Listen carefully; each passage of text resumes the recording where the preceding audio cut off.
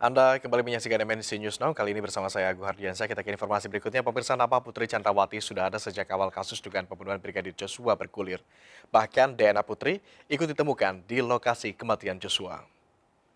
Saya mohon doa biar kami sekeluarga cepat menjalani masa yang sulit ini.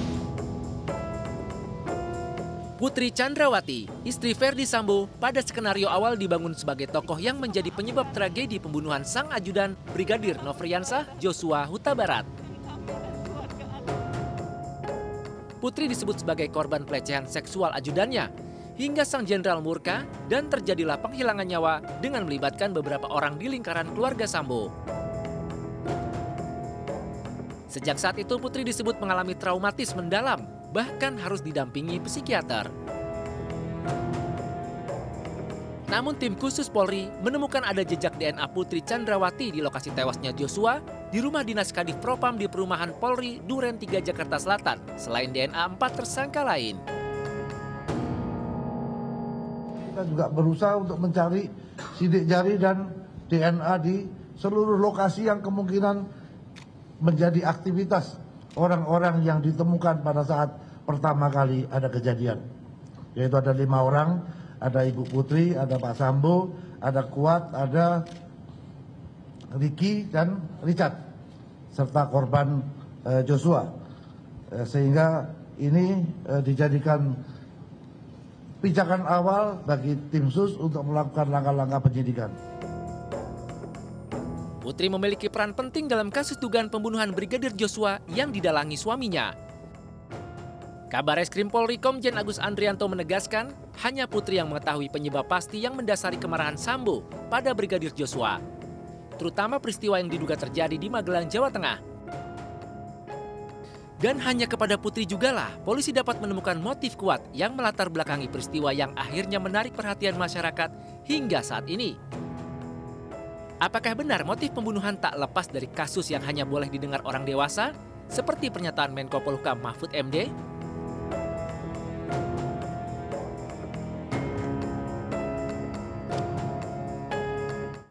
Dalam pemeriksaan perdana sebagai tersangka, Putri Chandrawati disebut kembali menyatakan bahwa dirinya adalah korban tindak asusila. Istri Irjen Ferdy Sambo konsisten menyatakan kepada penyidik Mabes Polri bahwa dirinya merupakan korban tindak asusila. Keterangan tersebut diperoleh berdasarkan penuturan kuasa hukum Putri Chandrawati, Arbar Haris. Dalam pemeriksaan yang berlangsung sekitar 14 jam, istri mantan Kadif Propam Polri dicecar 80 pertanyaan, termasuk menilik peristiwa di Magelang, Jawa Tengah yang disinyalir terjadi pelecehan. Sementara itu, sebagai negara yang menganut tata hukum positif atau hukum tertulis, Indonesia telah mengatur tindak kejahatan asusila dalam Kitab Undang-Undang Hukum Pidana. Sementara bentuk kejahatan tentang kesusilaan juga telah diatur dalam hukum. Di antaranya, kejahatan terhadap kesopanan, menyebar konten yang mengandung asusila, menawarkan atau menyerahkan alat kontrasepsi atau obat aborsi kepada anak di bawah umur. Selain itu, memaksa berhubungan kepada bukan pasangan sah juga termasuk bentuk tindak asusila yang telah diatur perundang-undangan.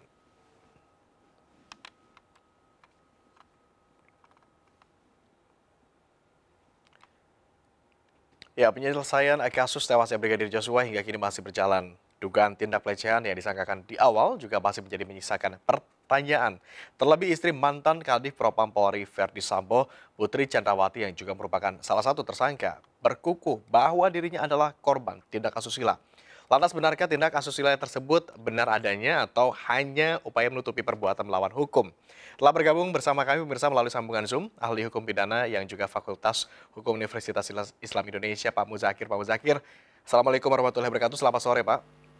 Waalaikumsalam warahmatullahi wabarakatuh. Selamat sore. Terima kasih sudah bergabung di MNC News Now, Pak Muzakir. Kita langsung saja, Pak Muzakir. PC ini berkukuh menjadi korban asusila. Responnya seperti apa? Ya, sesungguhnya kan setiap pengakuan bahwa dirinya menjadi korban dari satu tindak pidana, itu mesti dia akan memberikan atau menunjukkan atau menyampaikan kepada penyidik itu adalah alat bukti, ya. Jadi tidak bisa hanya mengaku dirinya sebagai korban saja, itu tidak bisa. Tetapi dia harus punya alat bukti atau barang bukti yang disampaikan kepada penyidik. Ya. Jadi kalau hanya mengaku saja tapi tidak bisa menjelaskan buktinya, ya saya kira itu nanti penyidik juga akan mencari sulit untuk membuktikan bahwa yang bersangkutan itu menjadi korban atau bukan menjadi korban gitu. Saya kira itu sudah terjawab oleh penyidik atau penyelidik pada saat itu bahwa ternyata dari hasil laporan yang setelah itu diperiksa, bukti-bukti itu tidak cukup sehingga penyidik mengembalikan atau memberitahukan bahwa itu tidak bisa dilanjutkan begitu. Ini menunjukkan bahwa laporan itu tidak didukung dengan alat bukti. Kalau itu benar, tidak didukung oleh alat bukti gitu. Tapi boleh tidak Pak, jika memang seseorang sudah ditetapkan kemudian sebagai tersangka, lalu kemudian diperiksa, masih tetap mengaku sebagai korban? Ya kata-kata boleh atau tidak ini itu, kan sudah menjadi tersangka begitu ya Ibu PC ini? Benar. Boleh atau tidak itu sesungguhnya tergantung moral hazard kepada yang bersangkutan lah gitu. Jadi kalau misalnya dia yang bersangkutan itu merasa bersalah karena telah melakukan tindak pidana yang lebih besar lagi daripada tindak pidana pelecehan seksual itu, ya mestinya itulah yang dihadapi. Tapi kalau dia menambahkan sesuatu yang itu ternyata tidak bisa dibuktikan, sampai hari ini belum bisa dibuktikan tentang kebenaran tentang pelecehan seksual itu, apalagi pelaku yang diduga melakukan pelecehan seksual itu orang yang mati, yang dibunuh disebabkan karena perbuatan yang bersangkutan, itu agak sulit untuk bisa dikatakan itu sebagai benar adanya begitu. Toh sampai sekarang kan belum ada. Menurut pendapat saya bahwa kalau dia tetap sikukuh bahwa dia sebagai korban daripada tindak pidana pelecehan seksual, itu tidak mengurangi apapun terhadap peran dia dalam tindak pidana pembunuhan berencana yang kalau saya melihat konstruksinya adalah dia sebagai namanya penyertaan dalam penganjuran, gitu ya. Penyertaan dalam penganjuran. Saya kira agak sulit untuk bisa dibantahkan dengan bukti yang telah terkumpul oleh penyidik itu, gitu. Sehingga dengan demikian alasan misalnya menjadi korban, saya kira agak sulit untuk bisa diterima sampai hari ini, gitu ya. Oke, dengan kata lain, kalau misalnya ada ternyata delik yang menyebutkan bahwa ini memang ada pelecehannya, walaupun terbukti tidak ada begitu, itu ternyata juga tidak akan meringankan kondisi PC begitu, karena terlibat di dalam dugaan pembunuhan berencana begitu. Ya, pembunuhan berencana itu tidak akan mengurangi apapun, dia menjadi korban atau bukan menjadi korban gitu ya. Jadi tetap dia bukti yang telah ada itu sudah cukup untuk memasukkan yang bersangkutan ini sebagai bagian pada pelaku tindak pidana pembunuhan berencana. Jadi apa kalau yang begitu bisa dilakukan oleh laporan korban itu ya bahasanya adalah tidak tepat gitu ya. Kalau misalnya tidak benar-benar terjadi ya. Kalau itu benar-benar tidak terjadi, ya itu istilah menjadi faktor yang memberatkan begitu. Oke, apa yang bisa dilakukan oleh penegak hukum begitu untuk mengungkap kasus ini seterang-terangnya? Karena kita tahu kan sebetulnya kasus ini, kasus pelecehan seksualnya kemudian sudah dinyatakan bahwa tidak ada pelecehan seksual. Tetapi yang bersangkutan Ibu PC masih akan menyanyikan lagu lama bahwa ada pelecehan tersebut. Apa yang bisa dilakukan oleh pihak penegak hukum? Ya, penegak hukum, penyidik terutama dalam hal kasus pembunuhannya, jangan terkecoh dengan pernyataan-pernyataan yang disampaikan yang bersangkutan itu, karena itu bisa mengurangi atensi terhadap tindak pidana pokoknya. Kalau pendapat saya bahwa kalau dia merasa menjadi korban, kan pelapornya kepada yang dilakukan oleh kepada penyidik yang lain, dan penyidik yang lain sudah menutup perkara itu disebabkan karena tidak cukup bukti. Jadi penyidik yang khusus untuk melakukan tindak pidana pembunuhan ini, rencana ini, 340 ini ya sebaiknya harus tegas bahwa ya boleh dicatat tapi tidak dimasukkan di dalam agenda untuk diperiksa sebagai korban. Tidak perlu menurut saya, karena itu memang bukan kaitannya dengan tindak pidana pembunuhan gitu. Ada pihak yang melihat bahwa sikap PC ini yang mengaku masih sebagai korban dari pelecehan ini adalah sebagai tindakan untuk menutupi perbuatan melawan hukum. Tanggapan Anda seperti apa, Pak Muzakir? Ya, sangat mungkin sekali ya. Namanya orang melakukan tindak pidana itu kan dari awal skenario sudah ada gitu ya. Akhirnya skenario terbongkar bahwa bukan tembak-menembak ya, tapi ternyata adalah pembunuhan berencana ya. Jadi saya kira ini sudah mulai menunjukkan bahwa banyak rekayasa yang terjadi sebelum terungkap tindak pidana pokoknya itu.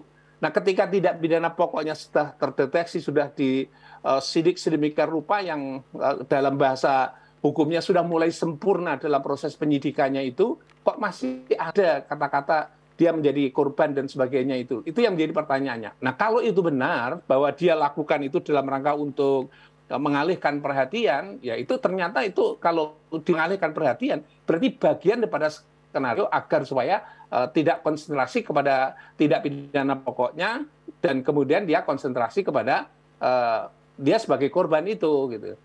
Artinya apa? Artinya akan mengalihkan perhatian seperti hanya tindak pidana yang disangkakan yang semula itu skenarionya adalah dia adalah terjadi tembak menembak. Itu nanti akan dia menjadi pelaku karena apa? Karena dia membela diri kan ujungnya kan seperti itu. Tapi itu sudah terpatahkan ya, semuanya yang bersangkutan sudah mengaku bahwa memang dia melakukan dan seterusnya. Saya kira sudah lengkap. Nah, ini jangan ditambahkan lagi situasi yang mengkondisikan seperti itu lagi.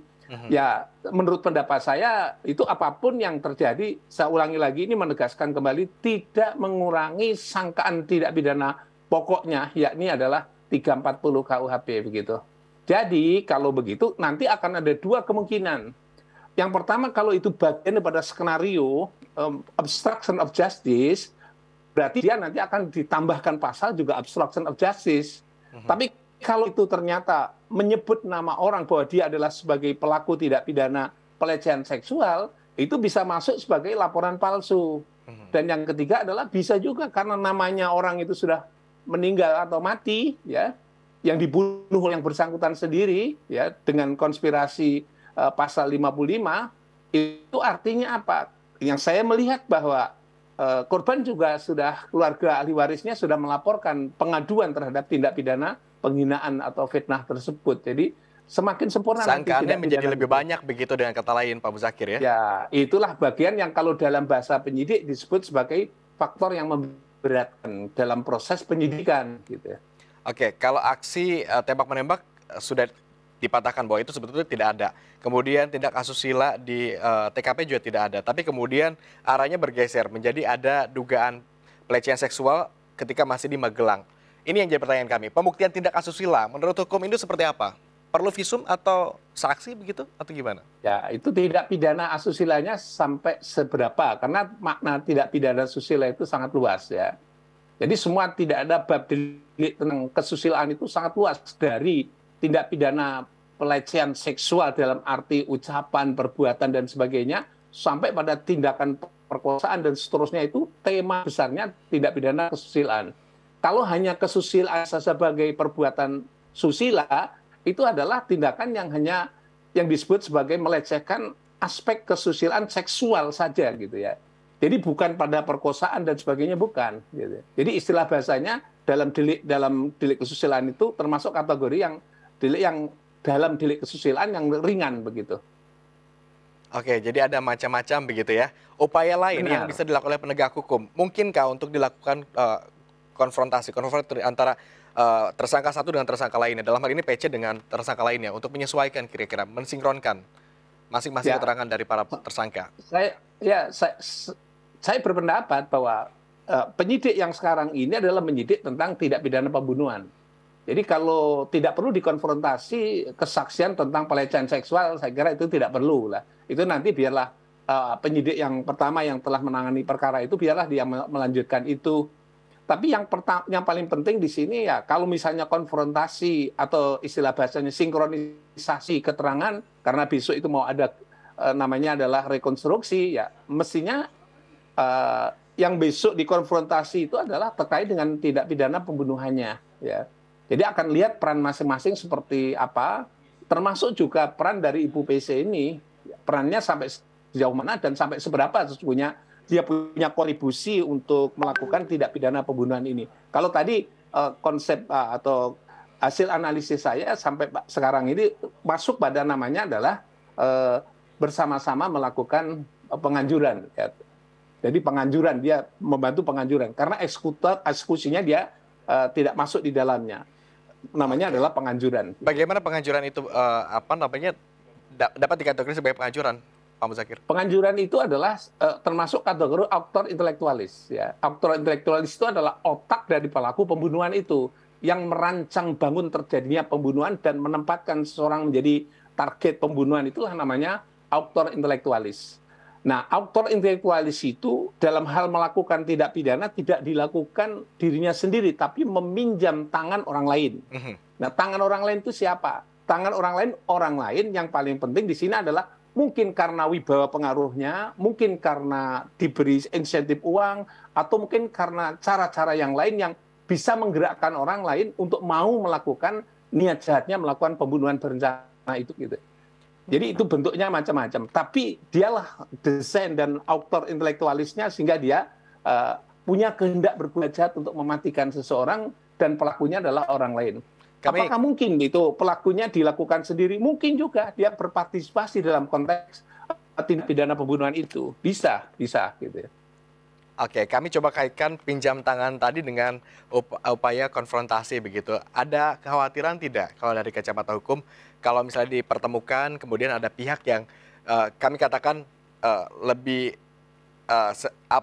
lebih rendah begitu, merasa ketakutan untuk menyampaikan pendapatnya atau kesaksiannya begitu ketika dipertemukan dengan orang dengan kedudukan yang lebih tinggi. Ada kekhawatiran ke situ atau tidak? Ya, saya kira ada, karena ini kan orang yang diminta, yang tergerak untuk melakukan niat jahatnya, melakukan pembunuhan berencana itu ada termasuk kategori orang bawahan dari pelaku utamanya gitu. Jadi atau pelaku utamanya. Jadi kemungkinan itu terjadi ada. Tapi kepolisian kan artinya punya tidak efektif konfrontir begitu. Kalau ternyata yang satu malah ketakutan untuk angkat bicara. Ya, itu kan ada teknik konfrontir. Jadi caranya kan kalau dalam gelar perkara itu tidak semua langsung dihadap-hadapkan, itu kan nggak begitu. Pasti akan diperankan oleh orang lain dulu. Taruhlah misalnya ada si A dan si B. Gitu. Si B akan diperankan, itu akan memeriksa si A. Si B itu akan diperankan oleh orang lain dulu. Ya, orang lain dulu, barulah kemudian peran itu seperti apa si A itu. Si A disembunyikan lagi, gantian si B, si A diganti peran yang lain, baru kemudian mengkonfrontir dengan dari B, peran B, dan seterusnya begitu. Jadi caranya tidak bisa langsung face to face berhadapan. Ya. Saya kira penyidik dalam standar melakukan yang disebut sebagai rekonstruksi itu seperti itu ya. Sudah memiliki jadi kalau skema tertentu begitu ya? Benar, itu harus ada, nanti adalah peran-peran pengganti itu ada di situ. Tapi dia akan mencocokkan keterangan yang sudah tertulisnya itu dalam hubungannya dengan apa yang disampaikan, ucapan, perbuatan dan sebagainya akan dicocokkan semuanya. Jadi kemungkinan yang disebut konfrontir itu bukan diadu domba atau diadu argumen pada saat rekonstruksi itu enggak. Kalau itu terjadi nanti bisa terjadi yang tadi sudah diprediksi tadi, kalau ada atasan bawahan itu pastilah bawahan nanti digertak-gertak di situ juga. Lihat aja sudah biasanya orang akan ketakutan begitu. Baik, terakhir Pak Muzakir, terkait motif yang kemudian disebut melukai martabat keluarga, bagaimana dari kacamata pakar hukum ini melihatnya? Ya, martabat keluarga itu maknanya luas sekali ya. Martabat keluarga itu saya ulang lagi maknanya luas sekali ya. Itu bisa penghinaan dan sebagainya, itu masuk martabat keluarga. Tapi mestinya dia harus jujur dan terang bahwa apa yang disebut martabat keluarga gitu. Jadi kalau itu misalnya hanya statementnya martabat keluarga, ya saya kira penyidik bisa mengabaikan semuanya itu. Tapi dalam fakta hukum yang diperoleh dari proses penyidikan, penyidik boleh menyimpulkan sendiri motifnya apa, penyidik bisa lakukan gitu ya. Karena apa? Kalau orang biasanya menjadi tersangka, tingkat kejujurannya itu akan teruji di situ. Apakah dia mengatakan sesuatu yang benar dan yang sebenarnya, atau dia menyembunyikan sesuatu. Tapi produk dari perbuatannya, ucapannya, tulisannya, dan semuanya, itu akan bisa membuktikan apa yang dilakukan bersangkutan ini. Apakah dia itu benar-benar kata-kata jujur atau tidak. Nah, semua kesimpulan yang dibuat oleh penyidik, itulah yang penyidik juga harus melakukan, membuat simpulan sendiri dari serangkaian penyidikan itu, dia akan tampak, akan garis merahnya seperti apa. Orang bisa menarik, garis merah itulah nanti bisa diduga sebagai motif gitu ya. Yang sampai sekarang kan motifnya bagus ya, kalau saya melihatnya cukup aja kata-kata dengan namanya motifnya kesusilaan, itu sudah bagus ya, sudah mewakili dari serangkaian perbuatan tadi. Ya. Baik, Pak Muzakir, terima kasih atas waktunya dan sudah bergabung bersama kami di MNC News Now. Kita lihat kelanjutan dari proses hukum kasus ini, kita kawal bersama-sama untuk membuka tabir misteri pembunuhan Brigadir J ini sampai seterang-terangnya. Selamat sore, Assalamualaikum warahmatullahi wabarakatuh, Pak Muzakir. Waalaikumsalam warahmatullahi wabarakatuh, selamat sore, terima kasih.